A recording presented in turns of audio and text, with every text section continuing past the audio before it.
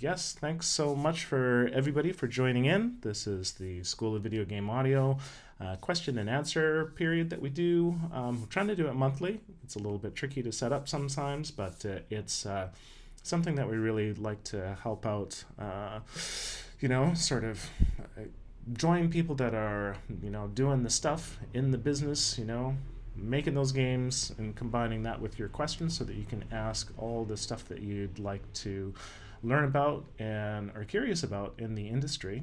So today we're joined by Sebastian Apolinario, and it's so awesome to have you here. Thank you so much for spending your time. I know it's like work hours and stuff like that, so I really appreciate your time.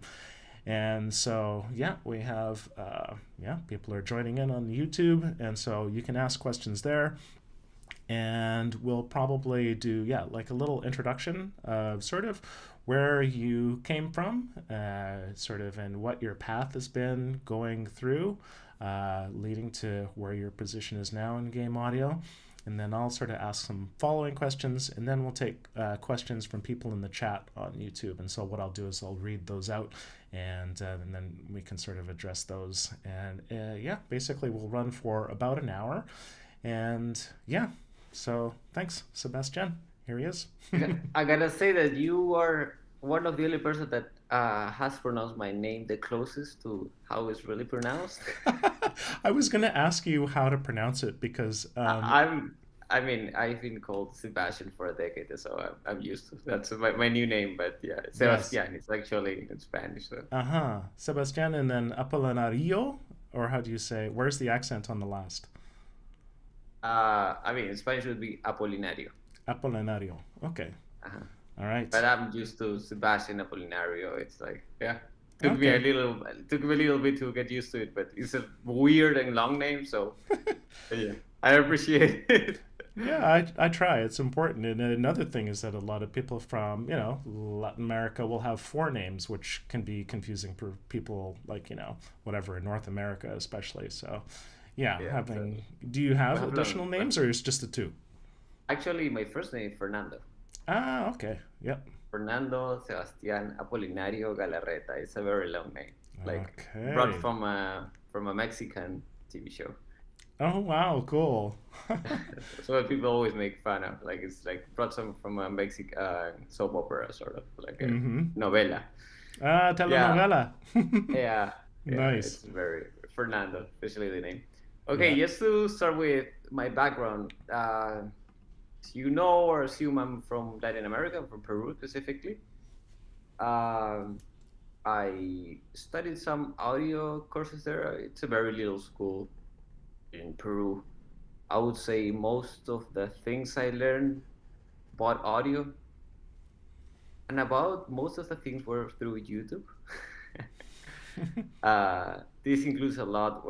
I'm a previous student from Leonard, and that helped me a lot. I was consider myself more of like, okay, let's more than having someone to teach me. It's like, okay, let me find courses online and see my way how to learn things.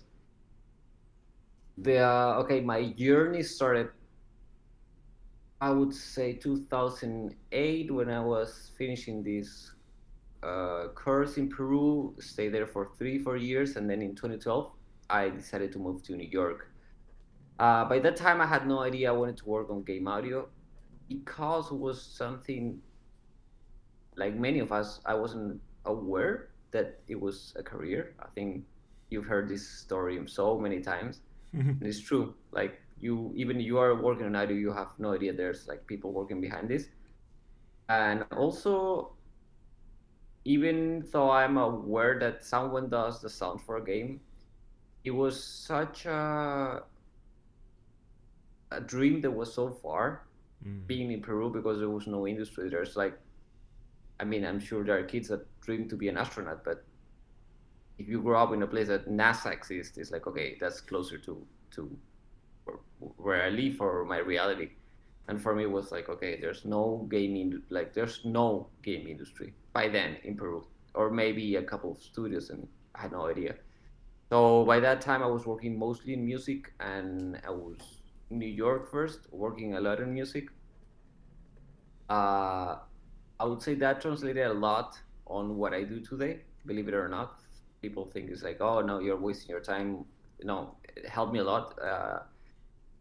Mixing music helped me develop my ears, like critical mixing, and it helped me a lot on sound design and dialogue editing, which I do a lot today. And then in 2015, 16, 15, I think I met you, Leonard. Mm-hmm. I found the school actually online, and Mm-hmm. then I think it was the SAE in New York, and you were there. It's like, hey, I was doing some research about your school. Mm-hmm. We met there. It was a very fun walk, I remember, Mm-hmm. in Brooklyn. Yeah. And, and yeah, and then I got involved with game audio. It's like, okay, I wanna do this. I think around that time, Hyper Light Drifter was released, maybe a year after. Mm-hmm. And that game definitely made me want to work on game audio. Like, Mm-hmm. was like the music by Disaster Peak was incredible, and also the sound design by Akash Takar was great. And it's like, okay, uh, I realize that there's people that do this. I want to do this thing, and that game especially was like hooked me. Even though I had my favorites from the past, like Mario Kart 64 is like a game that I can Mm-hmm. remember the sounds. StarCraft 1, I was very into that game. So uh, Donkey Kong, those games were like the sounds were relevant to me, but I wasn't like I was a kid. I had no idea where these games were made, etc. And then wanted to make my career a little more. I mean, New York there's game studios, but in California there's way more.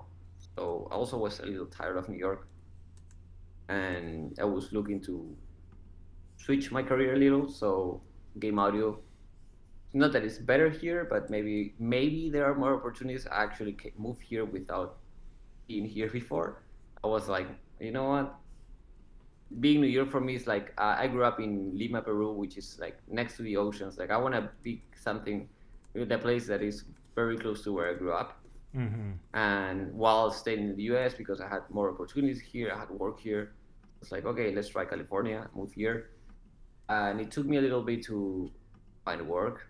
It's very hard. People, as you know, a lot of people had I heard stories like they get lucky or they're very well prepared and they get a job pretty fast. For me, it was harder. Mm-hmm. It took me some work. Some the first years were difficult, but slowly I started like meeting more people and getting more involved in the industry because I had no background also in game audio. People was like, oh, you just do music. Like, Mm-hmm. no, but I want to do game audio. It was hard to get those gigs, and slowly started getting more gigs, indie games, smaller games, get bigger and bigger and bigger. And yeah, now thankfully I'm working for Naughty Dog, which is amazing. Like Mm-hmm. I started not long ago, maybe 3 4 months, Mm-hmm. and I'm very grateful. Still can't believe it. Is Naughty Dog is definitely one of my favorite studios, if not my favorite. Yeah. And being there is like it's incredible. And even now I appreciate their games even more. Like seeing how they make the games. Mm-hmm. It's yeah, much more detailed than what I realized playing those games. So it's incredible. So that's my last 10 years of my life in 5 minutes. Nice. And you're working at Formosa for a bit, is that correct? Or Yeah, right before. mm-hmm. Actually, I think that helped me a lot. Mm-hmm. Through a friend, he told me, "Hey, we're looking. Formosa is looking for people doing for dialogue editors." Mm-hmm. I'm gonna be honest, I never did dialogue editing before, Mm-hmm. and I had a demo reel. They was like, "Hey, can you do a test?" And the week that I had, I like doing some research on how to do dialogue editing. Yep. And to be honest, what I think it helped me is what I'm saying like, about working on music. Mm-hmm. I think like I developed my ears to be very critical.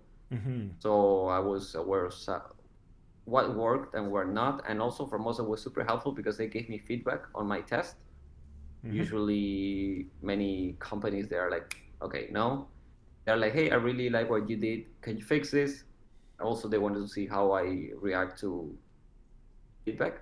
Mm-hmm. And yeah, I fixed it. It's like, okay, cool. Like you are definitely capable to help us. And they start like giving me slowly more and more and more work. And I never thought I was working on dialogue editing, and I became pretty good. Maybe that's Yeah. maybe that's why they end up sending me more work, Mm-hmm. and got pretty experience with that. My ears are now. Before I was just listening dialogue on games just as an extra thing, and now like, hey, that whistle there. Mm-hmm. It's like, yeah, I cannot listen to dialogue at all now. it's it's super hard. And yeah, that helped me a lot. Also, what I really like from Formosa is like they're super organized, Mm-hmm. and I Yeah. like that's something I learned a lot from them. And I have played a lot. I've applied a lot of their organizational stuff on my workflow, my life, even just on my personal accounting and everything. I usually Mm. follow them, follow their organization a lot. Yeah, it's an amazing company. They're still in my heart. Like I owe them a lot. Mm-hmm. Wow. Yeah, that's cool. It's interesting to see how important process is, especially when you get to larger teams, larger projects. And yeah, that's something that with, say the school, it's difficult for us to actually, train people for, but we are looking at that. We had Charles Pateman on for a Q&A a few months ago. And so basically, he created this voice dialogue resource website. And so we're trying to put together a project to help people that are interested in doing dialogue, dialogue design, or more on the creative side, or on the implementation side for dialogue for games, and try and create something that would help people learn about that, because there's a bit of a hole as far as if you want to learn that stuff outside of a company currently. Yeah, totally. Did he created a Discord channel? He might have one, yeah. He definitely has a website, and there might be an associated Discord channel as well. Yeah. Yeah, I think I've seen it. I Hmm. think. Yeah, and Yeah. maybe I'm on that Discord channel, but Oh, okay, perfect. Yeah. with Discord, I'm still a little lost. I know we were talking about that. It's nice to have yeah, the TA Jordan help out with our Discord at the school, because it's honestly a lot of work, and I kind of view a Discord as like, it's kind of like having a house where you can invite people in, and if you just leave the house like, stuff lying around and whatever, you don't greet people when they come in, then it's it's not just sort of throwing a sign up and going like, hey, everybody, gather here. It's like it takes a lot of work to create a proper vibe and stuff like that. So Yeah, yeah. yeah. I'm Yeah. so every time I join any Discord channels, I'm like, how does this work? Okay, I'm learning. I'm learning every time I open Discord. Yeah, yeah, me too. So yeah, it's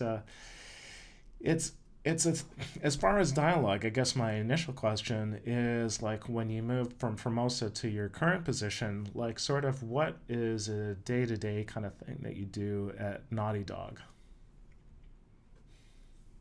Um, I gotta say before moving to the question, something that Mm. helped me, I think, helped me get in this position Mm-hmm. was that when I was working at Formosa, I did some editing for The Last of Us Part Two, Mm-hmm. the localized dialogue, Mm-hmm. and I think that helped me during the interviews because it's okay. They already work on one of our projects. I got a third party, but that helped, and that comes with things I was mentioning that I didn't went straight to Naughty Dog. It was like steps, little games, for most of dialogue editing. They gave me a bigger project, and now it was like steps. Uh, right now, dialogue editing.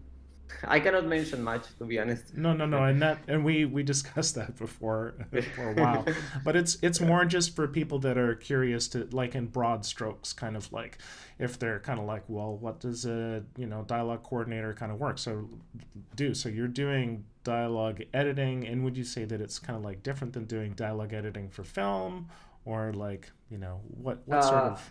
yeah, basically preparing sessions for the recording of actors,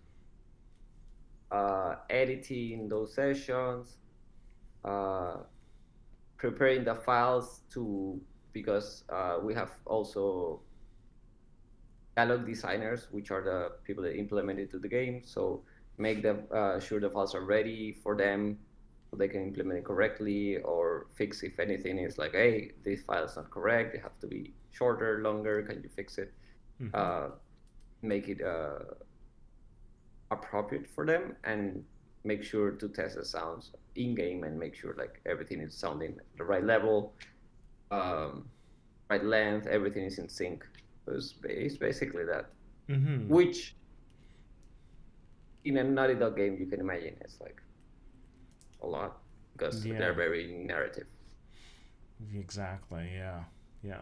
Well, that's cool. And say for when you're working at Formosa, that was more like you say, it was more localization and dialogue editing and kind of what. No, it was a lot of dialogue editing. The difference is like, uh, Form also works as a third party vendor, like Mm-hmm. helping multiple studios, Okay. like top studios here, which Mm-hmm. is awesome. That's something I really like from Formosa, because you can be working on very big titles Mm-hmm. in instead of being just working one title 3 4 years.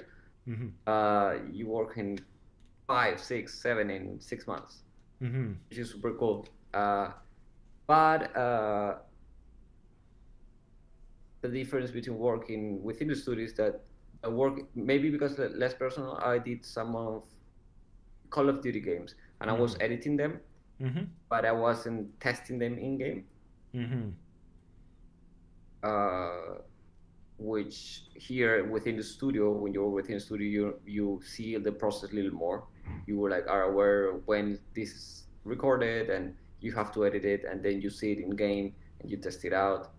Uh, for Mars, I was working more like, okay, I have everything edited, mastered, right levels. Okay, this has to be delivered to the company. So we, whatever the company runs, it's Sledgehammer Games or Infinity Ward, and Mm-hmm. yeah. But it becomes a little less personal, because Right. then I don't hear that file until it's in the game. It's like, oh yeah, I edited that, but which is nice. Or it's when you're within the studio. It's like, okay, like you are more personal with each file. Okay, this goes here, this goes here. It's a Mm-hmm. little more closer to your heart, your work. Yeah, yeah, and I guess you have like at Naughty Dog, you would have maybe a bit more recourse if there's something that you come across where you're like, yeah, this could be done better if we did it this way. Like you can not only do like process, but then also on the content side of things, I assume too, so that you have Mm-hmm. some creative input into the way that things are done on the dialogue side of things. Exactly. How to edit, or yeah, how big the file should be. Yeah, Mm-hmm. there's much more involvement on how Yeah. you build a house. Yeah, yeah, exactly. The process. So I guess the question that I'll sort of finish off with before we take questions from all the other folks is that, like you say, your journey to come from Peru to come to Los Angeles, yeah, it's a bit of a tricky path. And I mean, one question that we commonly get at the school, and it is a lot of people coming from Latin America. There's also people coming from Asia. There's people coming sometimes from Africa. It's very rare. There's other places in the world as well where they're just like, hey, yeah, I really love like the games that you're producing, either in like the U.S. or Canada, and I want to take the school, and then I'm going to get a job, and it's going to be awesome. And for me, I'm honestly very hesitant because I'm Canadian, so I didn't have to go through the process. But as far as that sort of like the going through all the steps and whatnot, and the amount of time and money and whatnot, is there any recommendation or hints you can give to people that are looking to make that transition, say coming from I mean, you can speak from obviously coming from Latin America and not other places, but like what is sort of like any kind of help that you can give people on that front? Sure. Yeah, I think I could talk the most about it this than working at Formosa or Naughty Dog. Like, I think this is my field of expertise, like Mm-hmm. migrating, more than becoming a dialogue editor, or like, yeah, like there's people that is way more experienced and have way more knowledge. about how Naughty Dog dialogue works that can answer questions about that. But I think I can answer more questions on how being an immigrant, my journey of being an immigrant and working in the industry here. Mm-hmm. First of all, you shouldn't get discouraged by any means, or well, by your background, let's say. First Mm-hmm. of all, like I recently last year I shipped a game called Tunche. It was made in Peru, Mm-hmm. and it's one of the projects that I had the most fun. Why? Because I was the only audio person. Mm-hmm. And from us it's a bunch of people. Naughty Dog, even more people, dialogue designers, dialogue editors, sound designers. In this project, I was just by myself, and it was great. I learned a lot. I committed a lot of mistakes, and in the end, it sounded good, and we were all happy. It was great. It was made with people I knew and people I were new to also to my projects. And this was already when I left Peru Mm-hmm. because there's an emerging industry coming from Latin America, and there are great games coming actually from Latin America, Mm-hmm. especially now. So Yep. tools are more accessible than ever. So more people are making games in Latin America, which is great, and great games. So definitely there's a community. First of all, find your community. Mm-hmm. Uh, don't think that okay, if you don't move to the US, you cannot work on games. Telling you this is one of the games I had the most fun to work with, and I'm looking to make more games with this team. The studio is called Leap Games. Mm-hmm. Yeah, definitely. I'm looking to maybe next year when they're producing their new game, maybe I can work with them. It'll be awesome. They're incredible. Um, and you never know if your game is successful. It's better to live in South America Mm. with your family and with the people you love, and spending less money and making the same money if you were developing the game here. So especially for an indie game, Mm-hmm. it doesn't matter where you make it, right? Yeah. You don't have to Yep. be in the US to make an indie game. Now, if you wanna work on a AAA game, most likely you have to be in one of the big cities, maybe Los Angeles or Seattle, right? The Washington state area, Mm-hmm. Montreal, Vancouver, London, Tokyo. Mm-hmm. Uh, for me, was some people would say I'm a little crazy. Some people would say like I just follow my dreams, and that was it. I was actually in 2012 when moving to New York. When I moved to New York, I was more involved with music there, and I was going to move to the Netherlands. Mm. I applied for a couple of schools, and I was so stubborn. Like, to be honest, my family didn't have the money to pay tuition for a school anywhere. Mm-hmm. And I still applied just to see if I get a scholarship, whatever. Like, Mm-hmm. it was a very frustrating situation because, especially with the internet by 2012, you know what opportunities exist outside your country.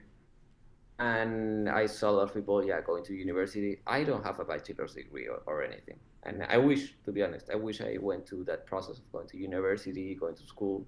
Mm-hmm. I would be super grateful for that. But sadly or thankfully, I didn't have the opportunity.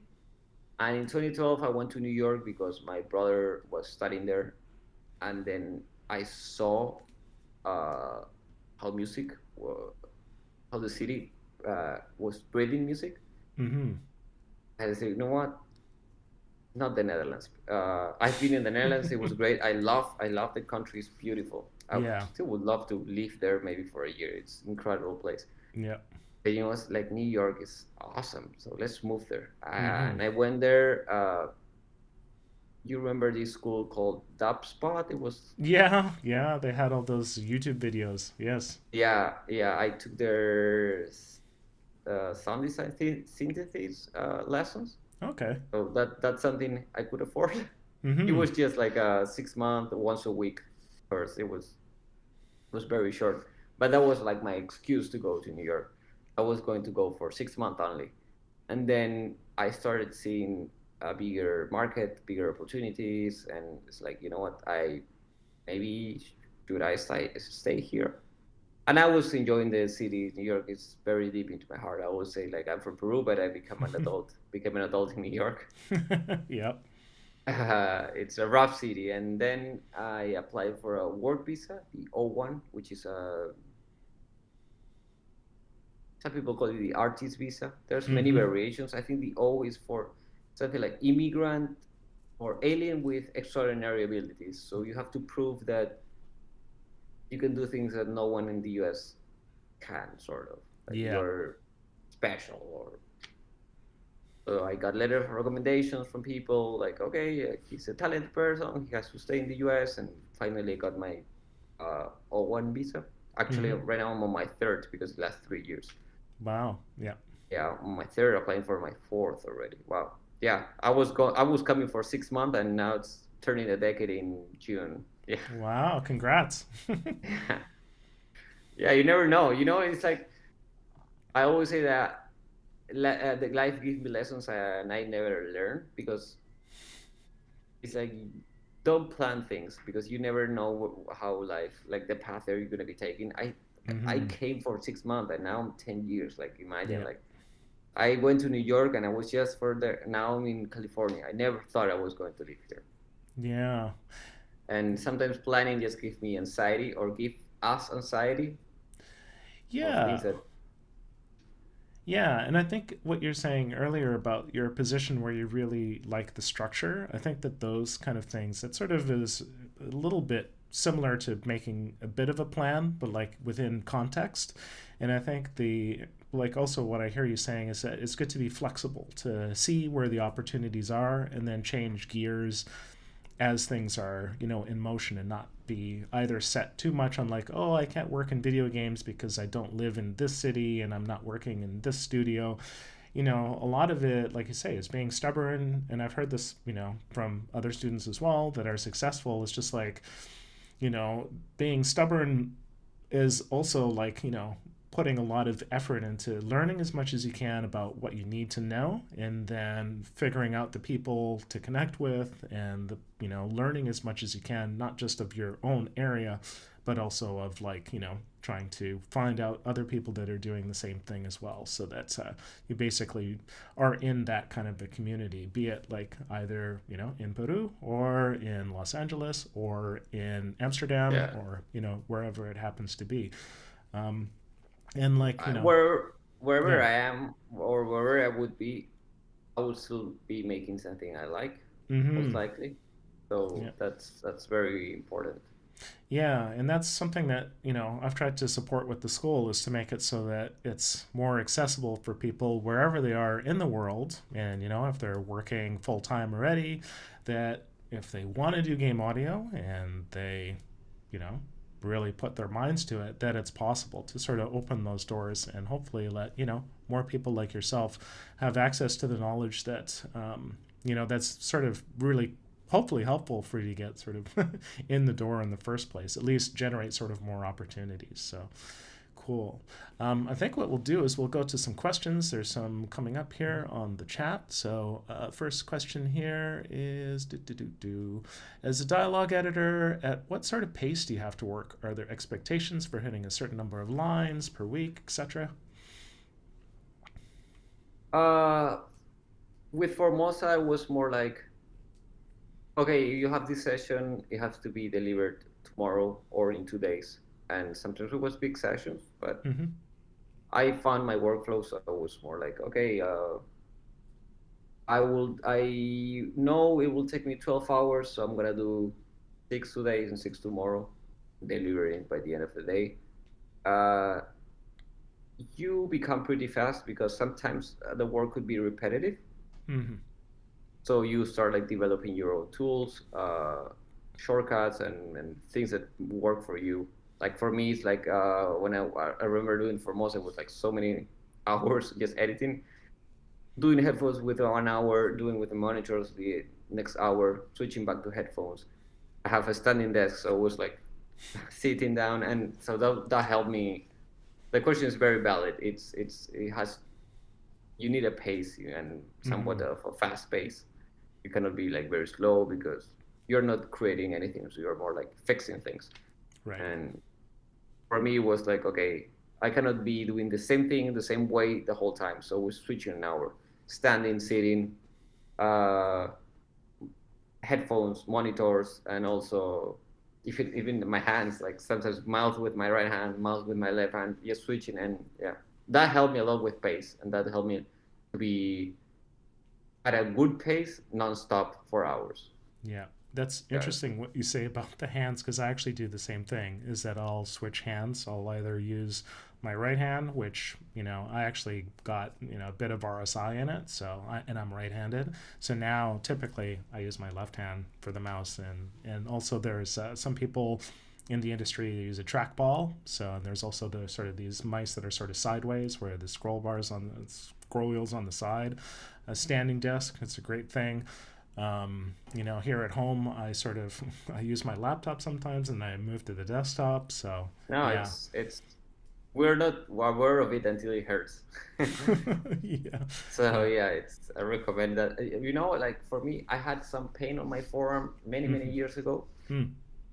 Maybe when I was living in Peru, still like maybe 12 years ago, because I used to play bass and then we went on the computer all day. Mm-hmm. That really didn't help, and I was recommended by a physiotherapist to start swimming, Mm-hmm. and I started swimming years ago, Mm-hmm. and that pain went away forever until the pandemic started and Mm-hmm. the swimming pools closed. Oh, And I mean, I wasn't aware, and then after 6 8 months, the pain came back, and it's like, God. So yeah, thankfully, pools are reopening now. yeah. Okay, we'll go to more questions here. So for people that are in our viewing audience, yeah, on YouTube, definitely use the comment section here, and you can ask your questions. That'll be great. I'll just be reading questions out to Sebastian. Um, I missed a bit, if you say so.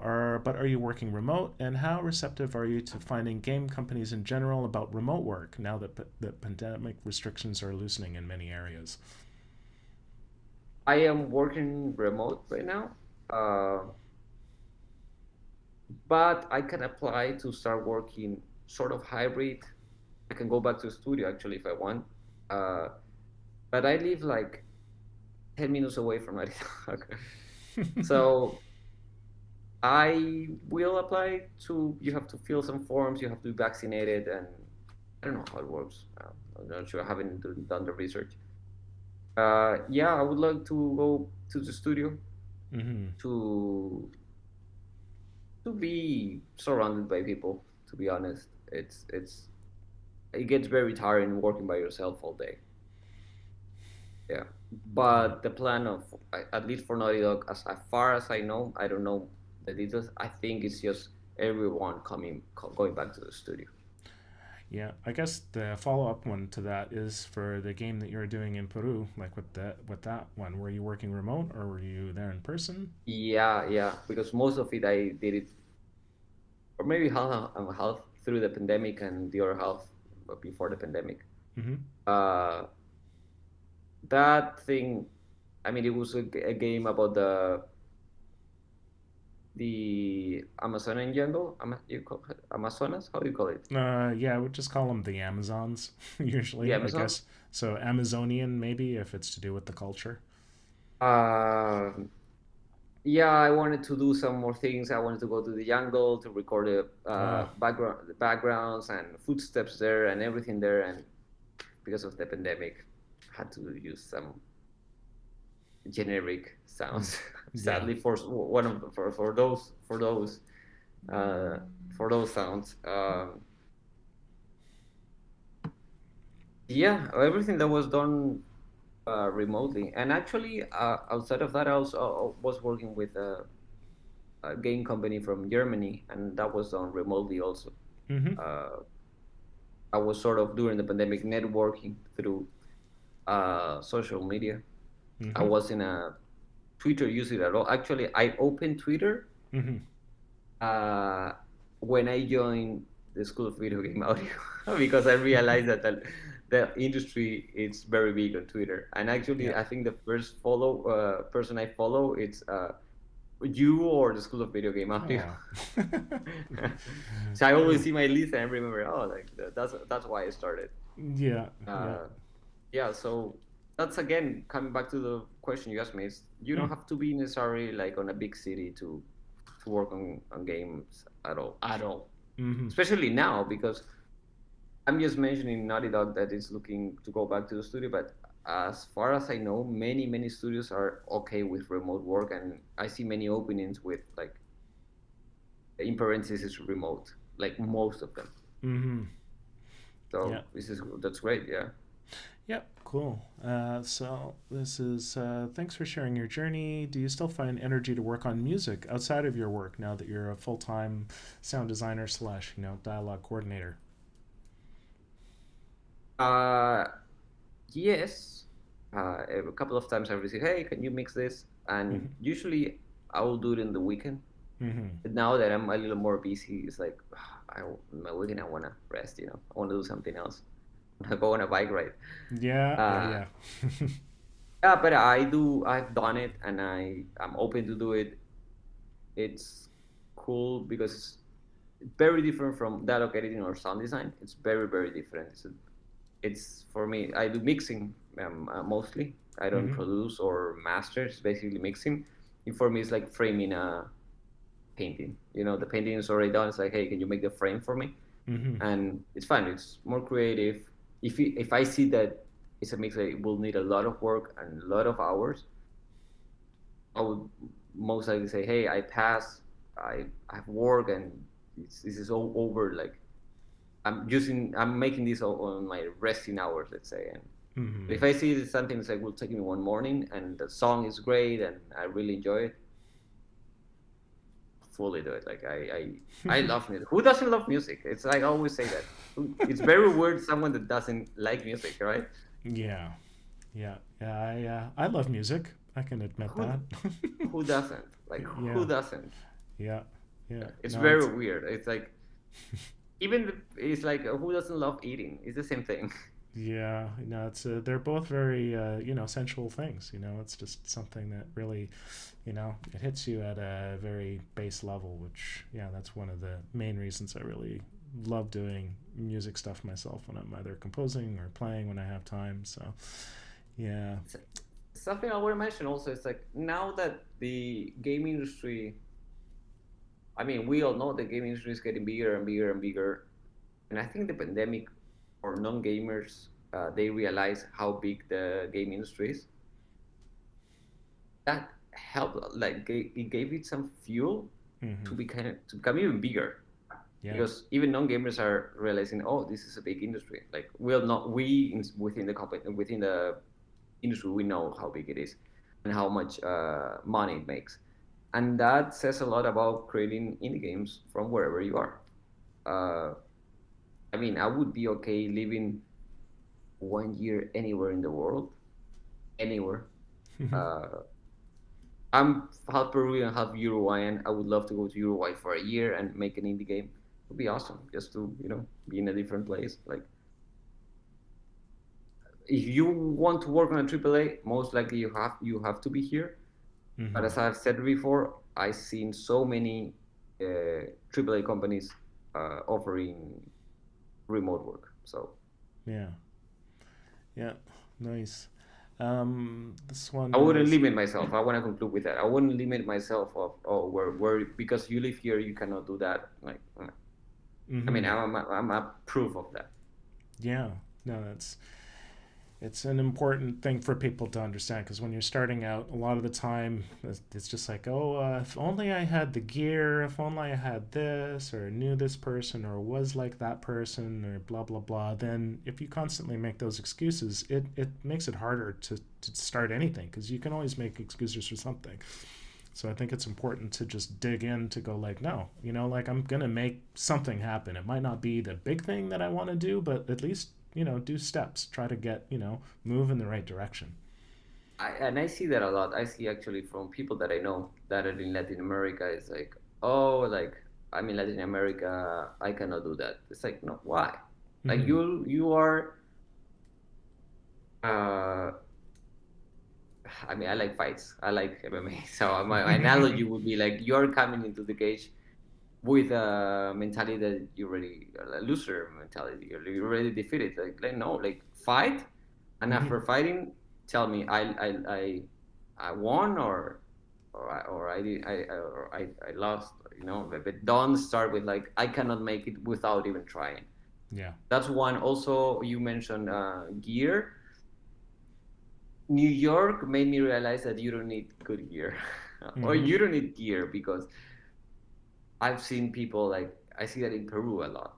Oh, this microphone or this studio, and they have like people that have the money, have nice studios, and the music that were creating were like, more or less. And then I met people in New York living in a bathroom, Mm-hmm. making incredible music that's sounding everything on headphones. Like I met a guy that was doing music on his phone with these headphones, Yeah. and it was incredible. And I was like, oh God, like it really doesn't matter. Like, Yeah. and that's how I started becoming a minimalist gear wise. Like I have my interface, Mm-hmm. and before I had more preamps and more EQs, but recently I became more like it. Also moving, living in New York. I was living in Barcelona for a little bit, and now here, so it was hard for me to have things. Mm-hmm. So the area I was counting. In the last decade, I've lived in like 7 houses maybe. Wow. Yeah. So yeah, like that also wanted me not to have too much gear. I have a pair of N stands, Yamaha N stands, which I Yep. really like, and I don't want to sell them. Yeah. But that's it. So you don't need much. Nice. Especially now, like I mean, my laptop is more potent than what people had like 10 of years ago. So Exactly. Yeah. The pace of technology is really huge.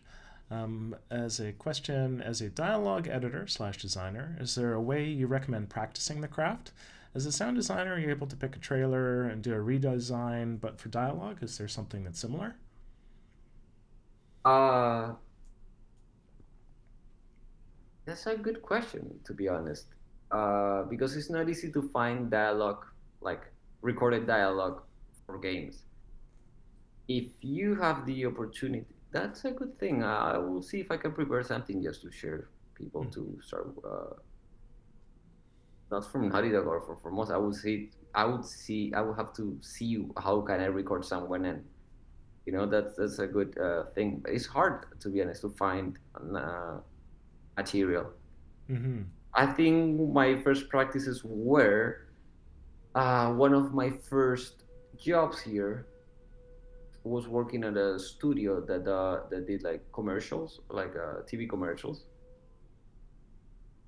So actually, you can. I mean, dialogue editing now. I forget what I said before. You can practice. You can practice it everywhere. Like if you're into music, when I was editing vocals, Mm-hmm. I was doing dialogue editing, and then when I was working at the TV commercials, I was cutting and doing. It's the same thing, to be honest.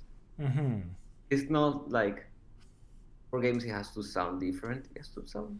Yeah, maybe when you put it in game and the engine needs a specific way, is that way you cut it. But cleaning vocals or dialogue or however you want to call it, it's the same thing in any language and yeah, and for any medium. So Mm-hmm. yeah, Nice. actually, I would say I learned a lot by editing vocals and music. That's Mm-hmm. maybe why it became so easy. Because when I was working in New York, I was doing a lot of pop and hip hop music, and that was mainly vocals. Mm-hmm. It was just the track was already done. I didn't have to record drums or maybe sometimes guitar, but it was mainly vocals, and it was okay. What's on my hands? I have to edit the vocals so they sound good. So it was RXing and Melodyne, and that's how I actually learned. I would say maybe that's what I didn't realize. I said in the beginning, oh, I didn't do dialogue editing before starting Formosa, but now that I think, like, yeah, Mm-hmm. I was doing it in some way Yeah. with music, and also when working with I worked for two studios doing post production, and they were like were more like a post producer, Mm. engineer, but I was basically doing dialogue editing without realizing. No. Nice. Yeah, that is something that we're hoping to support with the school to basically add a fair amount of dialogue to the 3D game kit. Like it's a Unity project, and then have the possibility of two different languages if you really want to, dive into it. But it is sort of Oh, but cool. a bit of a hole, and so we'll follow up with that on the voice dialogue research or sorry resource thing. And there's the Discord to that in the website. Sorry, I don't know the exact link. Maybe somebody can post it into the YouTube thing, so I'm not spending time looking it up. Um, so okay, what's Specifically for games, you know what I would do? mm, I would, if you want to edit anything, just to give an idea, I did this for when I take the Wise course for School of Video Game Audio. I recorded dialogue. mm-hmm, I hired someone. I told him, "Hey, this is a school project. Can you charge me less?"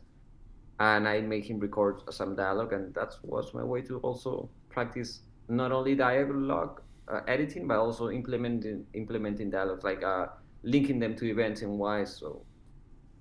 yeah, yeah, that's a good idea. There's more questions here, so Go. I'm gonna do maybe my answers yeah, for sure. shorter, so yeah, so I can answer. I want to help everyone I can with my experience. So Yeah, definitely. So I guess we'll just put in at this point that if people want to get a hold of you, maybe Twitter's sort of the best way to, sort of. hmm Okay, cool. So, and that's obviously available on our website. It's just Sebastian. What is your Twitter handle exactly? I think it's I think it's let me see. I thought it was like I think it's Apollo or something. Sebastian Apollo with double L Yep. because Apolinario is too long. Yeah, I cannot put Sebastian Apolinario because it's too long. It's Sebastian Apollo with Mm, double L. yep. Yeah, Nice. but I'm looking always to change it because I want to put my name there. Yeah, yeah, exactly. That's a problem that I think a lot of Latin American folks have with credit cards and everything else, where it just sort of the number of characters run out, and you're like, yeah, that's it. You get like two and a half names. Yeah, basically. Yeah. What skills would you say are most called upon as a sound designer, or that you need to improve on or focus on more to help out in the game audio industry? They be a little more specific with that question? Yeah, so I think that they're looking into details of being, if you're a sound designer, like Skills yeah, specifically? what skill set you're looking for is, and when you're working in game audio. I'm not the most prolific sound designer, but I would say like it would be the same for everything. Just training your ears, right? Mm-hmm. Practice and training your ears. If you're that dialogue is editor, sound designer, music producer, experience and training your ears. Mm-hmm. How I cannot point something like, oh, you have to be good at be creative. Uh, doesn't matter where you bring the sounds from. I think some people love recordings, some people love libraries. If you make them distinct uh, and they're useful, that's good enough.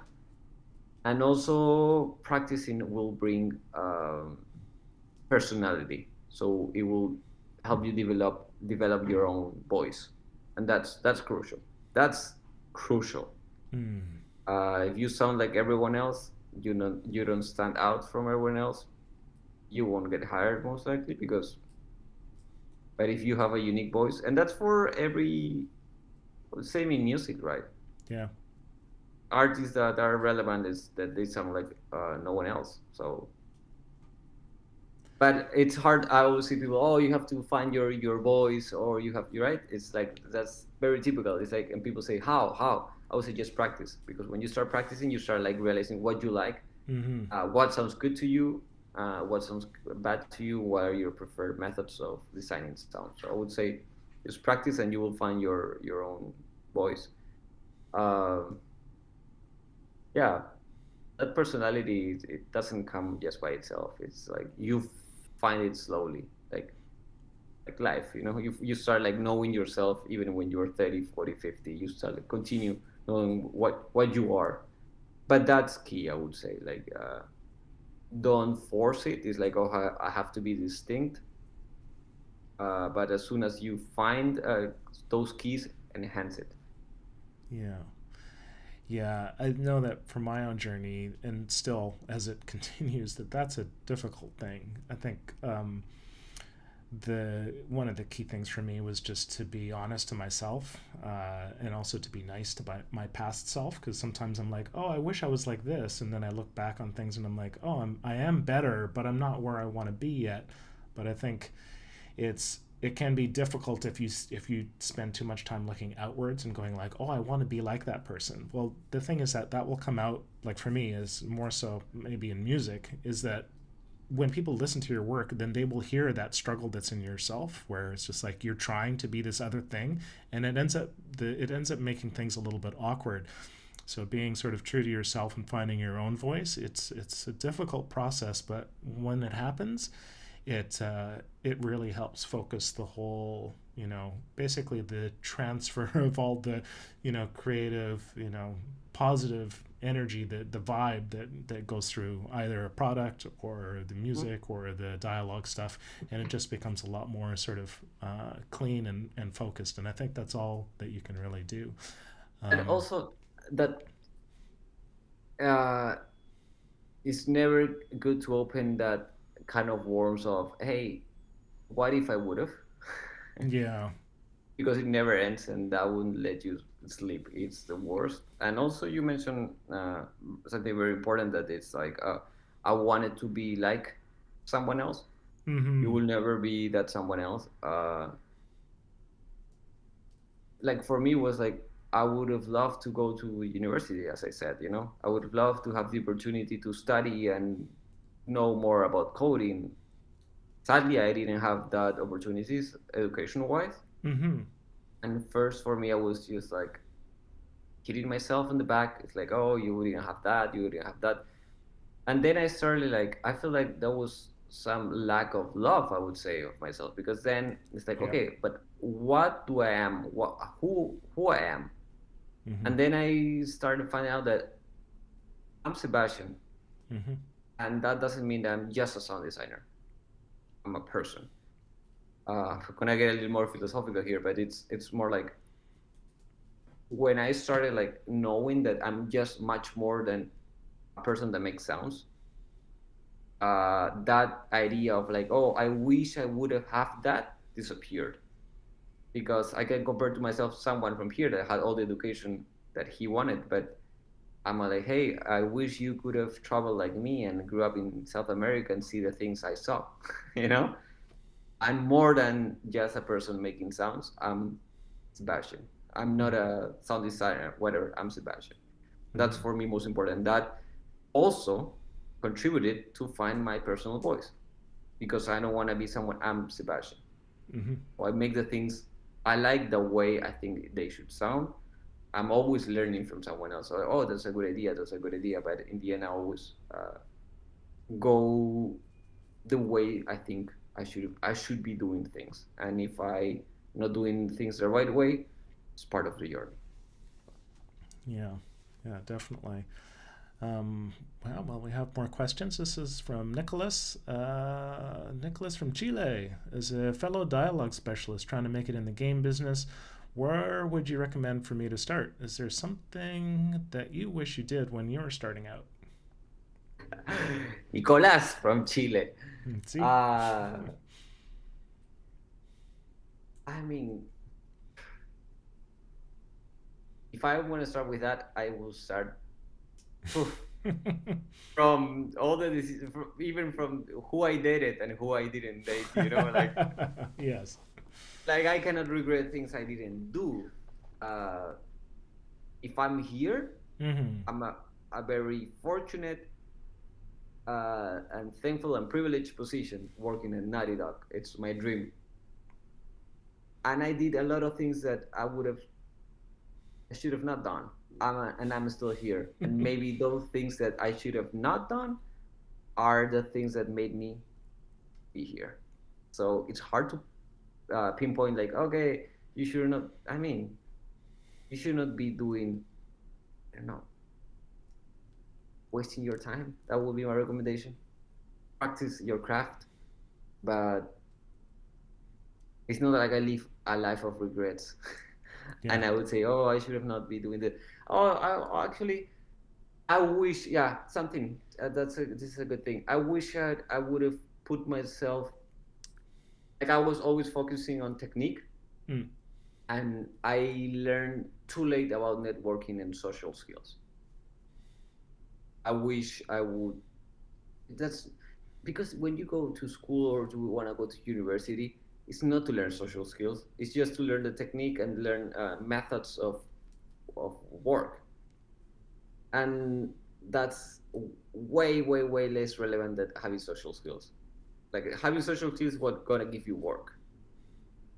Even if you are a bad sound designer, a bad allocator, if you're the nicest person in the world, you will get work for sure. People will love you and say, you know what? Doesn't matter. I like working with this person.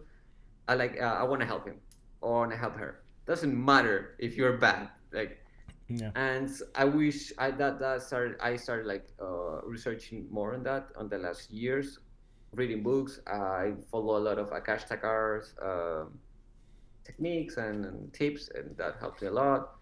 And also by myself, I I started therapy like 5 years ago, and that helped me a lot. That's something I would regret. I wish I would start therapy 20 years ago. That has been the best investment I've done in my life for sure, because it helped me. Coming back to where we were saying, it helped me found who I am, and not wanting to be someone else. And that helped me just being by myself, being comfortable within me, easy to network, easier to on social structures. That's something I'm not saying go do therapy, but more like that helped me with my social skills for sure. That will help. Yeah, go out, meet people. They will give you work. Yeah, and I guess we're at 10 o'clock and we still have, there's a couple more questions left, but I also know that there are... I can do a little more if... Yeah. I mean... Cool, because I know that maybe I'm not helping a lot with my answers, but maybe I do. I'm not sure. No, there's great comments. People are really thankful for saying, like giving, very honest and deep answers back on questions that, maybe there's sort of the regular answers that people might be used to hearing, but also they're very appreciative on the chat about the depth of answers that you're giving. It's just that I'm just saying this is sort of our hour mark. So if there's people that are heading out to, there's other things to do, they got to start work or whatever. Thank you so much for joining us. But we will continue and address the remaining questions and are happy to continue to, basically. I should be working right now, but maybe I will do the extra hour by the end of the day. I have to do those hours anyway, so.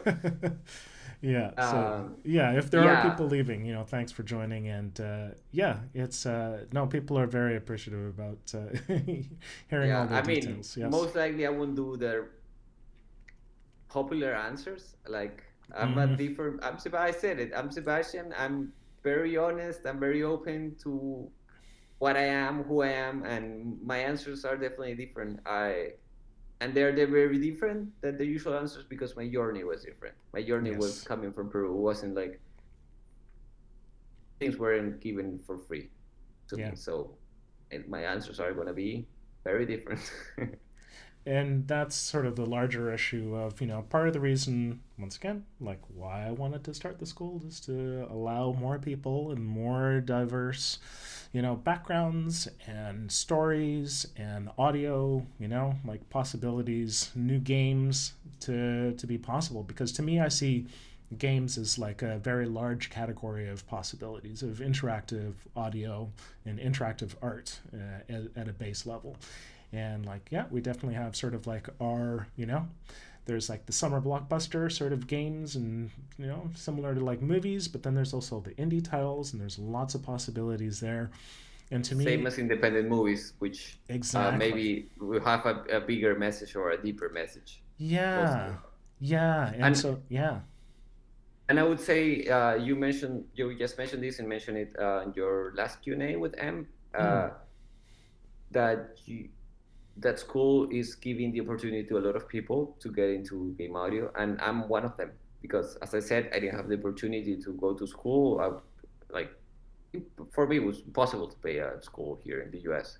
Yeah. And I was in New York by then, and when I saw the school and it was something I could afford, it opened me so many doors. It's not something like okay, you go to take the course and you're gonna be hired. No, there was many years of hard work after, Mm-hmm. but it would have not been possible without the school because it Mm. was just my first step, and learning wise helped me a lot. It's also a proof of, okay, so if you know why, sort of, oh, you want to do this, you want to do interactive audio. It's like, yeah. So it's also like it cements your desire to do things. So yeah, Yeah. that I definitely recommend that school for sure. Oh, thank It you. helped me. It's a living proof. Yeah, thanks. I remember our conversation when, before you signed up, when we were talking in New York, and yeah, you like were asking a lot of questions, a lot of good questions about what this, course was going to be, because I try to view every student like that, where it's just like, look, this person is not only spending their money, but more importantly, their time. To me, time is like, it's really all we have on the planet. And so for me, I don't want to waste people's time. I want to give them the information that they need, at the level at which they can digest it. So, the focus of the school is on mentorship and to really take people to whatever their next level is. And so, yeah, it was great to have you be very, uh, like to have a lot of questions and for me to be able to answer those questions as you were working through the course, because I think that you there's everybody is coming from things at a different from different angles, and so that's one of the things is that I'm trying to keep the school you know relatively small, but more so just to really stay true to what I wanted to do with the school, where it's just like help people from where they're at to where the next step is. And yeah, like you say, the school was just one of those steps to where you got. It took like years to get to, where you're at. And we also talked as well in LA. And that was, sort of it's a Game Sound Con, and that was where you were looking for work. And it was like, yeah, it was tricky times because it's not a cheap city. And yeah, it's a Yeah, very competitive industry. and this says a lot how crazy I am because I not only I was moving to California, I was Mm. switching careers in the middle of that. I was coming from music to game audio. So I didn't have any experience, any background. It was like, yeah, when I moved here, people maybe see just like, okay, you are working on Naughty Dog right now. Okay, you got like Naughty Dog didn't bring me here. I Yeah. moved here, and in the beginning, I was thinking like, I'm gonna do anything. I'm gonna be like taking dogs for a walk. I'm gonna Yep. be working at a cafe. It doesn't matter. I have a big dream. So that's something that people don't see, Yeah. and you never. I mean, people, my family, and my friends, are you doing well? It's like, yeah, I'm doing well, but while having $20 on my bank account, and Yeah. that's something that is not shared on social media or anywhere. But yeah, for Yeah. me, the beginning was hard, and Yeah. I was open to work on anything. Like that says a lot of maybe why I am where I am right now Mm-hmm. because I was willing to make a huge effort. Yeah. Yeah, and that's the thing that sees you through. Either be people that are born in North America and have the advantage of sort of starting out a few steps ahead, or other parts in the world where you basically got to either walk or sprint or claw your way, those extra steps. Working in the industry for anybody is difficult. It comes down to yeah, there's just a lot of competition. But on the flip side of things, It's right now there's a lot of open positions, which is great. Yeah, it's So, good. I always say like some people here grew up with the idea of, okay, I want to work on game audio. Like for me, before wanting to apply to a studio, was learning a new language. Mm-hmm. Right? Like Yeah. that's like before even applying or networking was learning how to speak English, which I still like struggle. Mm. Also getting a visa, which is very, very hard. And Mm-hmm. after that, it's like, okay, when you have all those things checked, you can Yes. start like looking for work. Yeah. So yeah, no, it's definitely it was a long journey. Yeah, we have more questions as well. This is from Sam. What are some common issues that you run into as a dialogue coordinator designer, and how do you go about tackling those issues? Uh, Defining sometimes what the standard of two things of this dialogue would be, because some let's say some dialogue is very clicky. Hmm. I'm a perfectionist. I want to clean everything and sound perfect, but you sometimes can overdo it. And just knowing what the limit is of, hey, like it shouldn't go this far, or like, okay, what does the client have like want? Like he wants super clean, or it's okay. I work with a couple of studios. One studio actually that works on very popular franchises. I don't want to say which one, but Yeah. they were okay with mouth clicks a lot. He was like, the owner was like, don't clean it too much, don't worry about it too much. While other studios were like, no, let's have it super clean. Same with levels. So you got to know that maybe your client is okay with some clicks, and it's good to know because you don't overdo it. Or also levels. That's something I struggled in the past because, okay, for spoken it's gonna be minus 21 loops, and for, I don't know, projected minus 15, and then minus 10 for, I don't know, I'm exaggerating the numbers, but sometimes you go minus 15 and sounds as low as minus 21. So matching levels, that's something that it could be hard, and uh, you have to follow your ears more than the numbers you're seeing. Mm-hmm. That's something I sometimes when I'm working, it's like the hiccups. I'm while working, it's like, hey, should I? This number says like something, but my ear says something else. So who should I trust? And yeah, usually I do it by my ears. And if someone says something, it's like, hey, but hear it. Are you are like following the numbers? No, you're not following your ears. So Mm-hmm. that's for sure or something. I have run into that a lot, and I'm actually quite visual. So when working with audio, sometimes I actually spend too much time, like the visual component of the waveform is actually like, I find that it can mask what I need to do by listening. So sometimes I'll actually make the waveform really tiny so that I can't see it, and it's a funny thing that I've had a personal issue with. But hearing that, That's a good thing because yeah, there's a lot of people that tell me, oh, your fading is too short or too long. mm-hmm, How do you know? Because you're looking at it. yeah, You yeah, know?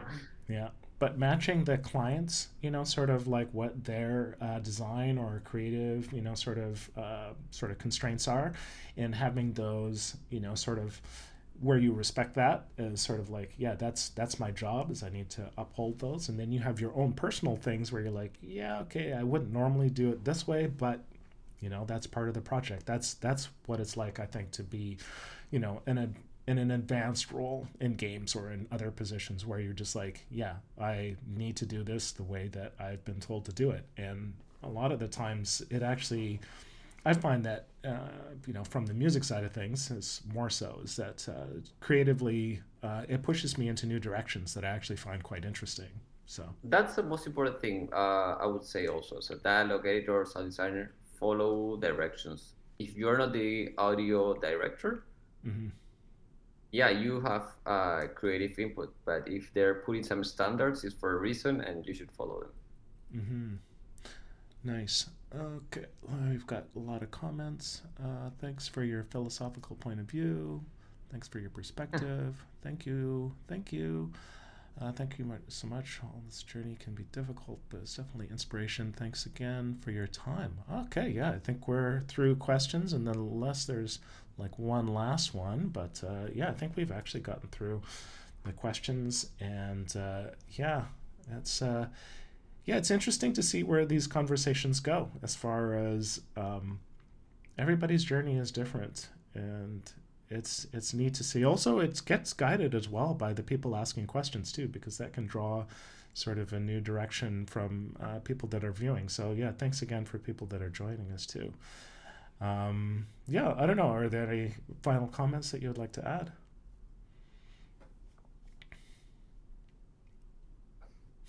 I don't know. Life is much more than making sounds, so don't get overwhelmed with that. Like, we're just making a game.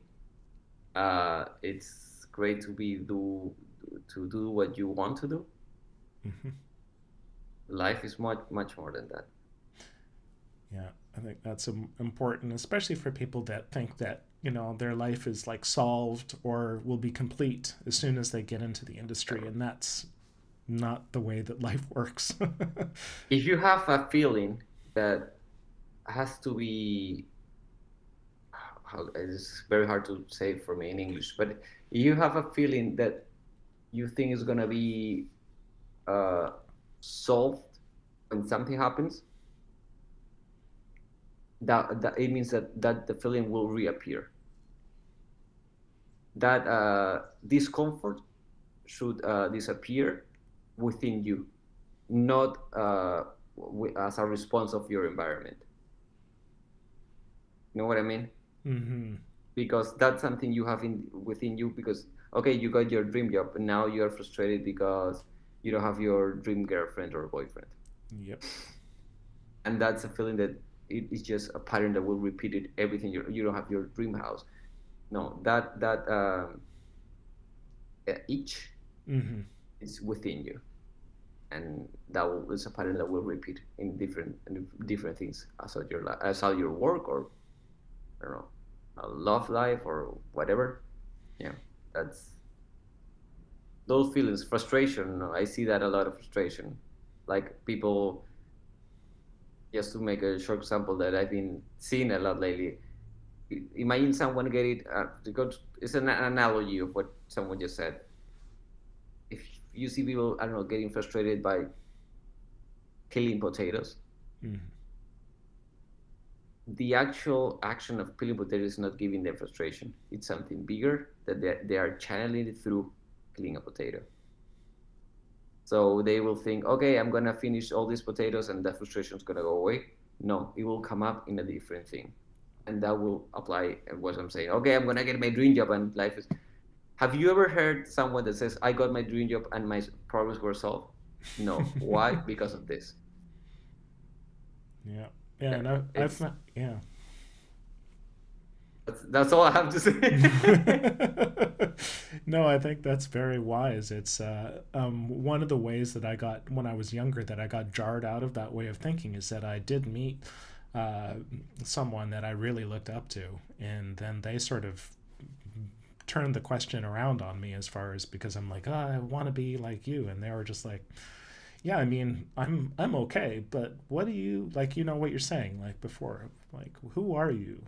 Who like what is it like to be you, and what is like unique that you can bring to the world, and do you how do you want to be inside of your skin and stuff? And for me, I was just like, my mind was kind of turned inside out. I was just like, wow, well, if they don't have it all figured out, like similar to this dream job idea, then that simple like binary like, oh, I'm not that person or I'm not doing that thing right now to like doing it, if it's more complex, then how?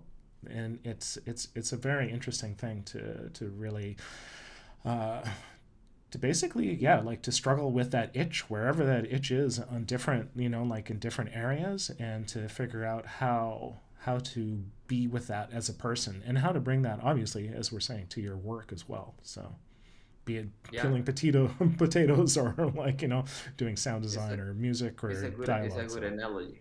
mm-hmm. Yeah, I mean, you said something that I lost what I was going to say. Hmm. Uh, oh, that I mean, I'm not excluded of this of what I'm saying because we are all sinners. I said in the beginning of the Q&A, like, life gives me lessons I still don't learn. The same thing. I still think, okay, this is gonna happen, and my life is gonna be solved. You know, Hmm. like, no, I'm super grateful with my work. I'm grateful with the house where I live and everything. But if we expect that, there's always something that could be better in my life. So that each has to be solved within you. Like, Yeah. I'm a sinner too, and we are all sinners. Like, you have to be very, very, very, very wise to not be a sinner of this thing of, okay, where I get when I get there, I'm gonna smile. No, Hmm. life is much more than that. Smile now. Well, I will say that you should be smiling because the where you've gotten to is like really like for me, on the outside watching your path is incredible. Like I really do honor your path and it's amazing to be able to talk to you and hear more about it. And like even when we were chatting during sound check yesterday, it's just fun to it's fun to connect and hear what's going on with you and what you're interested in and we only had an hour, so but the thing is that hopefully we can continue the conversation and bring more people into it and have people communicate with you on either Twitter or wherever Yeah, else they can reach y- you. yeah. I mean, I can start talking about this. This is something I really like talking about, more like philosophical things. And it's like Mm-hmm. can go for hours. Like you just mentioned also the dream job and how I got here, and people are Mm-hmm. like, oh, like not jealous, but it's like, oh, you got there. I wish I would be working your position of being in Los Angeles. It's like, I wish I could have my family here. Yeah. Yeah. And you do live with your family, man. I'm so jealous. Mm-hmm. The thing, okay, I have this job, I love it. Family's in Peru, and I have four nephews, two nieces, or no, four nieces, two nephews, which I miss a lot, and I wish I could Yeah. be with them. But you cannot have all you want in life. So be present, and whatever you have right in front of you, enhance it and love it. Yeah. And also to know that those things can change in a moment, and so to Exactly. really respect your life and have gratitude. I try to do that daily, to just go like I'm you know fortunate to be where I'm at, and I'm fortunate to have my health. For me that's an underlying family, and to have people that are close to you, and that's really all we can do in the world, I think. Yeah, no, I mean, be grateful. I have a journal, and every morning I write three things I'm grateful for, Mm-hmm. and that helps me to be connected to my core, more present. Okay, I'm grateful for my job, but I'm grateful that even my family is not here. I'm grateful that they are healthy, things like that. Mm-hmm. Hey, we can stand this for a long time, and I have to go back to work right now, and I'm getting late for me. No, I'm I glad I know. people Yes. join the conversation. They have questions. Um, yeah, just hit me up on Twitter if anything. Sebastian Apollo with double L, and I'm happy to help anyone uh, on their journey. Like, I'm not the best at giving feedback. As I said, I feel like there's people way more experienced and way more talented than me. But maybe you need someone to talk about something, and maybe I'm better for that, more suited for that than giving you the most technical answer. No, that's great. Yeah, thank you so much for your time. And like you say, we could talk for a long time, but we're gonna, have to cut it there. Thanks again for everybody joining us. This has been amazing. So yeah, you know, we'll go from there. We'll have this a recording for people that weren't able to join us live. And yes, thank you so much, Sebastian. Yeah. Thank you, Leonard. Have a great day. Cheers, you too. Bye.